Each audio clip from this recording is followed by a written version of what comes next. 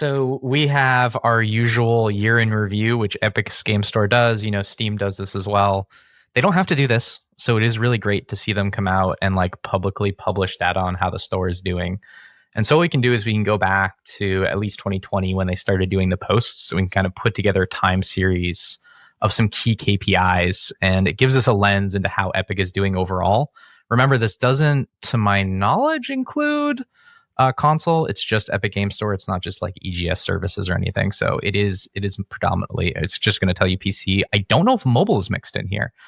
I think it is. So maybe that's one of the things that might explain some numbers if it's 2024. I guess when did the store launch? Interesting. We gotta line that up a little bit more, and that might be in the fine print.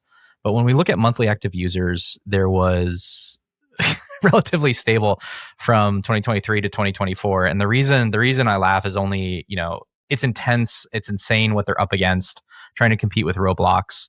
But again, like they need to grow. Like this whole strategy is predicated on them growing, and not growing monthly active users or having relatively stable monthly active users is not a good sign. We take a look at third-party revenue share. And so you can back into this number because they report the actuals. It's down to its lowest on record in terms of the amount of third-party revenue that composes the EGS total revenue. That's not a good look either. That's not the mark of a healthy platform when you have that. I mean, look, this looks like Nintendo. This looks like a Nintendo product almost. It's all first party. You look at the absolute number in terms of third-party revenue, and I don't think it's actually anything to chalk up. It's around 270 million. That's a lot of money. I don't think that's nothing. I think that's still a sizable business. It just isn't a large share of the overall revenue. Like, of course, Fortnite is driving most of it. And so I look at the top titles, and I would say the only thing that seems interesting here is that they've doubled down on a lot of like Eastern RPGs. So Genshin Impact is distributed through the EGS store, and it's not distributed on Steam. We see the same thing with Wuthering Waves, which I thought was another interesting strategy. And if you remember, Infinity Nikki was on the EGS store again. So I don't know, maybe they're coalescing some sort of strategy here. But I would say overall, this is not a good look, I think, for Epic or for EGS. This is not moving in the direction they need it to move right now. You forgot the most important graph, dude, the overall revenue. Oh, yes. Oh, yeah, I suppose that one matters. That actually completes the story, right? Like the Epic Store has done maybe not what they wanted it to achieve, but it's certainly done the thing that is most important to Epic, right? Is to generate more revenue, right? For them, right? So It's like, the fact is that even though it's primarily a Fortnite launcher and you're starting to see third-party revenues decline, the fact is that it's generating more revenue. I think it's up to 1.1 billion, right? In 2024. So like, I keep having these conversations with investors about Epic, generally speaking. It's like, what is this, the like UGC, and what is the store? What does all this stuff mean for Epic? I'm like, well, the way they're doing it right now, it's still all good for Epic because it's building the ecosystem and keep people engaged within their ecosystem. But they're capturing all the fucking revenue, right? Like they're not giving it away because third parties not doing shit on this platform, right now anyway. They may care like personally, right? But the reality of it is, from a business perspective, this is all good. This is all gravy for them, right? They can use all these third parties, both the software as well as these UGC guys, just to basically pump up their platform to bring people more in to play Fortnite and other games that are made by Epic. And that's really good for their business, right? I mean, I think they could be doing a lot more, right? We've talked about this many times about the UGC stuff and allow people to actually monetize the games they make on fucking UFN. But for the most part, I think they're doing exactly what they want to do, right? They're generating more revenue and taking money to the bank. What do you think they spend on the free games per year? Like, I don't doubt that this is a positive P&L. Like, there's no doubt about it, right? Like, I can't imagine they spend this much money. And even just supporting Fortnite, the margin on Fortnite over its lifetime, saving whatever they would pay to Steam and paying it to themselves, like, I can imagine, like, I'm sure it's extremely profitable just on that basis. But, like, do you have any sense of what they're spending to pump up all this third-party stuff? Like, what if they just threw in the towel and said, no more free games? How much does that give them back? 100 million a year, 200 million a year? Well, I think the majority of the 40% that they're spending for content is going to themselves, right? Because they're the ones that are generating most of the engagement, So the payouts that they're giving to third party is nothing, right? Relative to the money that they're generating for themselves, right? I mean, that's my understanding. I don't correct me if I'm wrong. I guess, UGC payout or the other games that you would download on UGC payout, right? It's based on engagement, right? So Yeah. the majority of the engagement is from Epic Games, so they're not distributing any of that. But when I think about something like GTA, remember we were talking about Netflix games paying, what was it, 50 million for the old GTAs for exclusivity?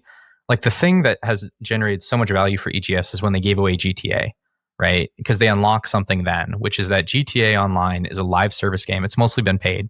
It's almost exclusively been paid. It's a live service game. And so when you give that away, you get all this lifetime value of people coming back to the store every time they launch the game, right? So if you get a single player game, you only get X number of EGS opens, right? Until you complete the game. But if I give you a live service game, I keep you coming back to the platform. Remember, they had to give that away for free.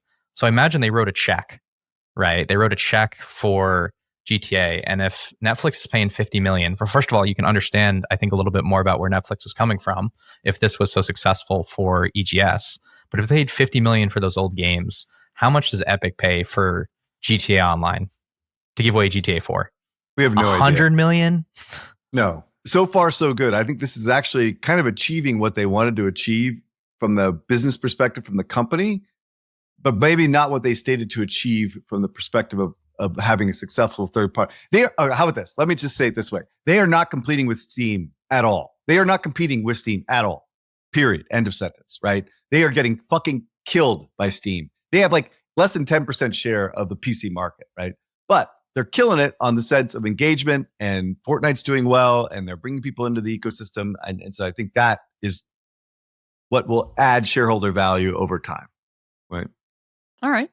So speaking of UGC and GTA, Rockstar Games is gearing up to make Grand Theft Auto 6 the next big metaverse platform, ? This is like a little bit, rumor, but they have been in discussions with top Roblox and Fortnite creators, as well as dedicated GTA content creators about the potential to create custom experiences inside the upcoming game.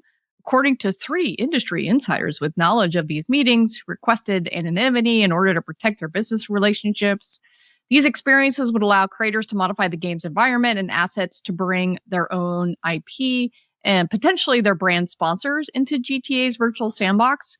So when I saw this, I was like, well, this is probably a big deal, just in general, that you can do more UGC. I mean, there's already a lot of modders in this community, but on the brand integration side, it's still a little bit of a challenge to bring in brands to GTA universe, given, the M rating, which, brand safety, as a lot of brands like to say, you're not going to see like a kids brand in here. And then also the game does all these parody brands that are already inside of the game. And so from that brand standpoint, I didn't think this was as big of a deal as it is just the idea of like a UGC platform that's going to be out there competing with all the other UGC platforms.